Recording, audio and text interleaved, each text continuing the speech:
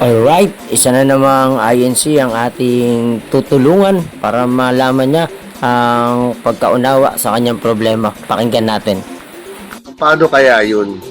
Nung time na pinanganganak ang ating Panginoon sa Kristo, tapos sasabihin nila Diyos si Kristo, di ko ng Diyos nung time na yon dahil pinanganak na daw si Kristo.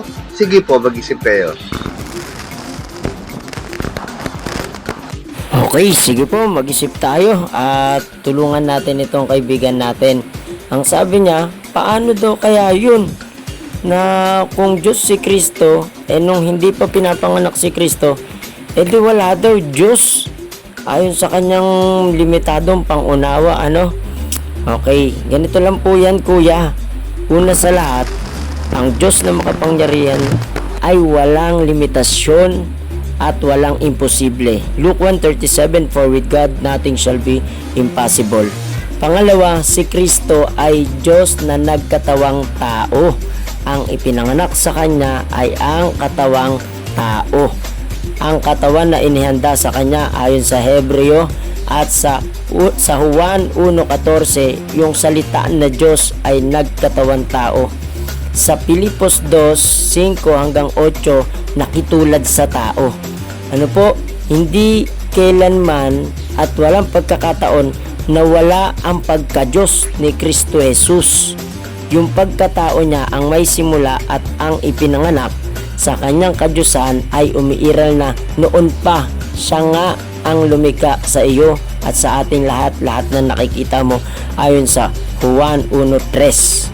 At sa pamamagitan niya ginawa ang lahat at para sa kanya. Naiintindihan naman din natin kay Kuya na hindi tinuro sa kanila ang pagka-Diyos ni Kristo Jesus. Sa unang Timoteo 3:16 sa English, and without controversy, great is the mystery of godliness. God was manifest in the flesh. Ang Diyos na nahayag sa laman walang iba, si Kristo Jesus. Alam mo, si Kristo hindi tao lamang, hindi siya mabuting guro lamang, hindi siya propeta lamang, at hindi siya nilalang o nilikha lamang. Siya ay Diyos mismo na nahayag sa laman. Siya ay fully God, fully man, eternal, sinless, and worthy of worship.